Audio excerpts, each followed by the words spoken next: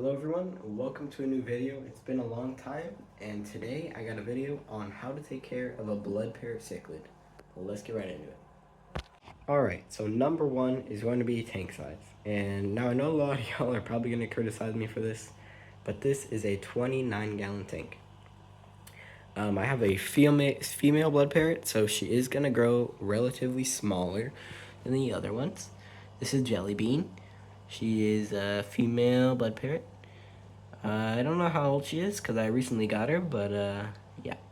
So, it's Jelly Bean. And you can tell it's a female because of one certain thing, guys. Right here. You can see... you can see right on her... underneath her anal fin, you can see the little egg tube. Right there. And that's how you can tell.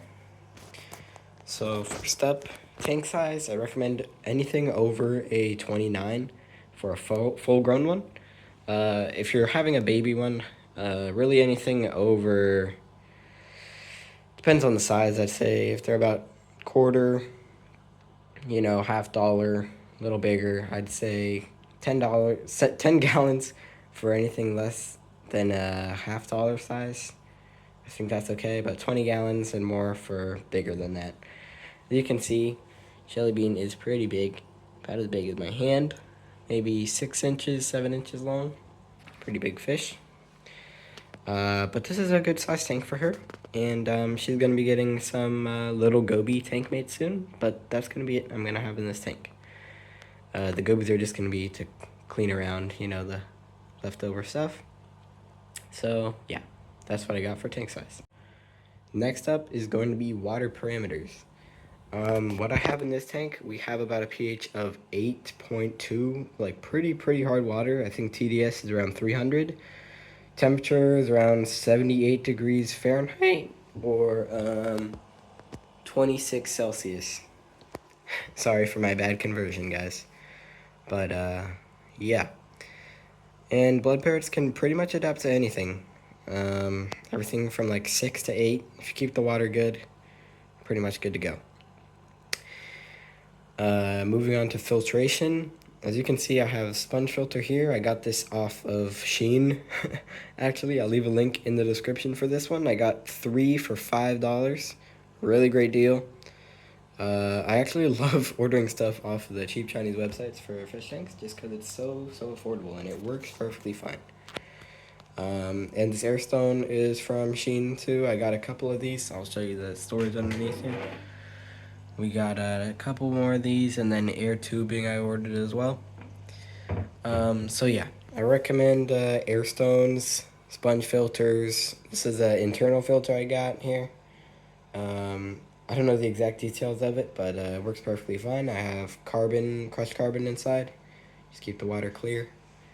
And as you can see, water is very clear, guys. Here Jelly Bean comes. Oh wow. Say hi. Yeah, there she is. So yeah, water's super clear with that carbon. And these are just biological filters on the bottom, which she has laid eggs on. Which you can see if you zoom in a bit. You can see that. Pretty crazy.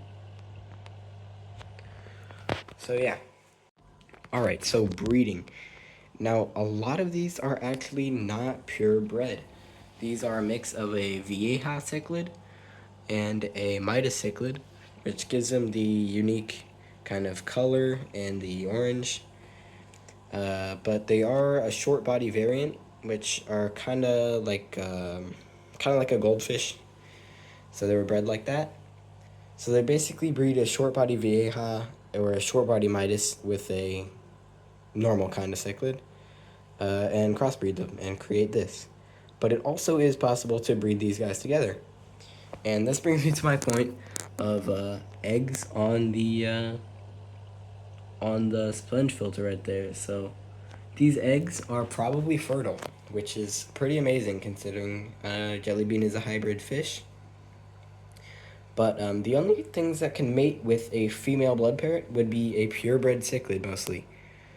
So that would be most of the South American cichlids can crossbreed with these guys, which would be your probably convict cichlids, other Vieja cichlids, Midas cichlids, not flowerhorns, Carpentis cichlids, Texas cichlids.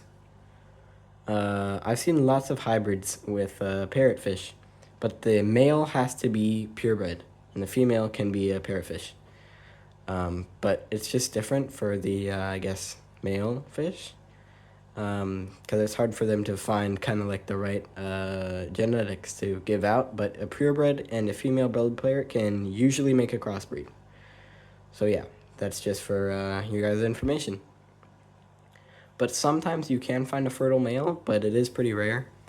So what they usually do is they just breed the short body Vieja or short body Midas together, and then you get a blood parrot or something that looks like a blood parrot. And then last thing is going to be food. Now what I feed these guys is, I have multiple things. Is some tube effects. She's very excited about food. And then I have some cichlid sticks and some tropical flakes. But what I've really found is the best for these guys is going to be pellets, small pellets. They're really small pellets because their mouth is kind of weird. So yeah, I'd recommend small pellets. Kind of their favorite, overall favorite, is going to be the small pellets. So yeah, you can tell she's doing the food wiggle right now. Next up is going to be tank mates. And since we all know realistically that blood parrots have a really small mouth, as you can see with her mouth here, you can see it's very small, but it still does have teeth. So you do have to be careful about small fish, like little guppy fry and stuff like that. Gotta be worried about that, because she could inhale one of those. But really, I'm not too worried about it. She seems like a really friendly fish. She has a lot of personality.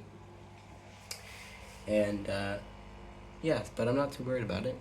She's very friendly. And she's a big girl, but, you know, she's very nice, and has a lot of personality. But her mouth is not really that huge, so I wouldn't be too worried about it. And I'll see you guys in the next video. Please like and subscribe for more jelly bean content. And we're going to be getting some gobies soon for the fish, for tank mates. So I really appreciate you guys if you stick around. Please leave a comment and like and subscribe to EB Aquatics. And I'll see you guys next time. Peace.